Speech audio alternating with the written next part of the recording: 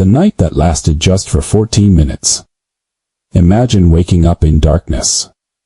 The air smells of metal and cold water. The floor beneath you is tilting. Someone is screaming in the hallway. You don't know it yet, but you have less than 14 minutes to live. In the early hours of May 29, 1914, over 1,000 people died. In a disaster so fast, it barely gave them time to pray. This was not the Titanic. This was the Empress of Ireland. The ship few persons talks about.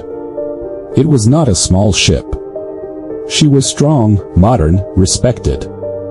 For years, she carried families, immigrants, and workers across the Atlantic between Canada and Europe, which on May 28, 1914, she departed Quebec City with 1,477 souls on board. They were musicians, children, church groups, entire families traveling together.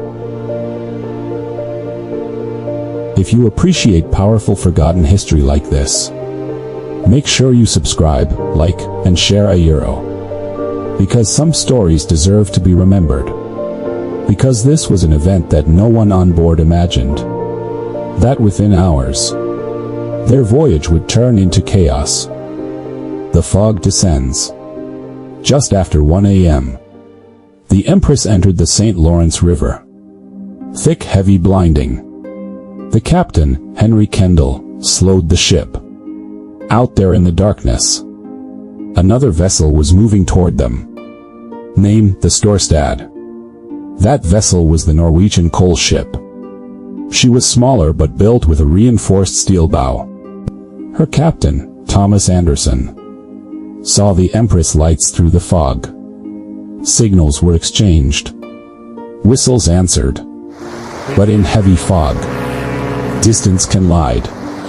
Both captains believed they understood each other's positions. Both believed they had room. But at this point both were wrong. The decision that changed everything. At 1:55 a.m., the Storstad emerged from the fog. Directly in front of the Empress. Ship bow cutting through mist. The collision was violent. The reinforced bow of the Storstad tore into the side of the Empress. Like a blade. A massive hole opened below the waterline. And then, the river rushed in. Just in 14 minutes. Empress of Ireland was not in slow sinking. Unlike the Titanic. Within seconds, the Empress began to list sharply. People were thrown from beds. Doors jammed. Lights failed. The ship tilted so fast. Many lifeboats became unusable. In just 14 minutes, she was gone. Human stories. Families were separated in darkness. Children cried for parents who could not reach them. A Salvation Army band traveling on board lost nearly every member. Some passengers jumped into freezing water. Many never resurfaced. What Storstad did next? She did not flee. Her captain immediately ordered rescue efforts. Boats were lowered. Ropes were thrown. Survivors were pulled from the icy river. Of the 465 survivors, most were rescued by the very ship that had struck the Empress. But even as they saved lives, blame was already forming. Who was at fault? Canadian investigators blamed Storstad. Norwegian authorities blamed the Empress. Each captain defended his decisions. Was it misread signals? Was it fog distortion? Was it human overconfidence? The legal battle lasted years. The irony. The Storstad survived that night. But history had other plans. In 1917, during World War I, she was torpedoed by a German submarine and sank beneath the Atlantic. 2 ships. 2 different nights. Both gone. But why history's silence over this event more than others? Just weeks after the Empress disaster, World War I began. Global attention shifted to war, and the river tragedy faded from headlines. More than 1,000 lives reduced to a footnote. Key numbers that still hurt.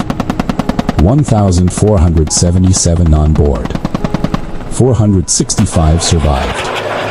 1,012 lost. 14 minutes. One river.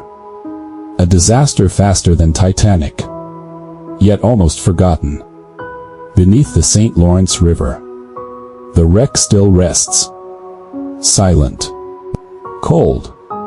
Holding stories that ended too soon. The Empress of Ireland was not just a ship. She was families, dreams, futures.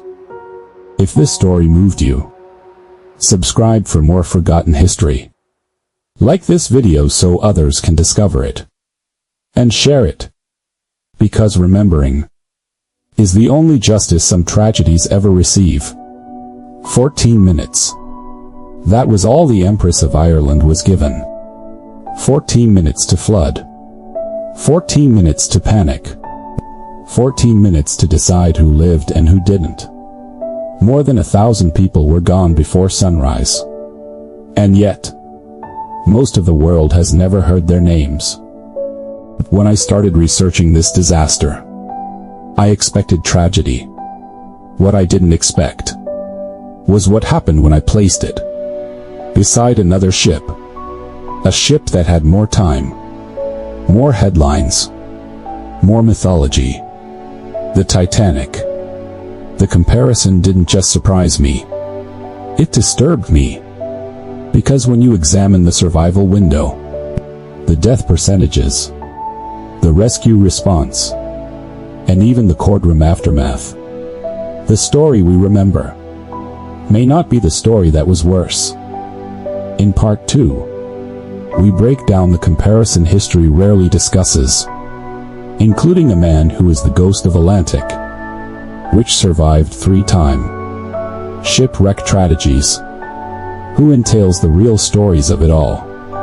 And once you see it side by side, you may never look at Titanic the same way again.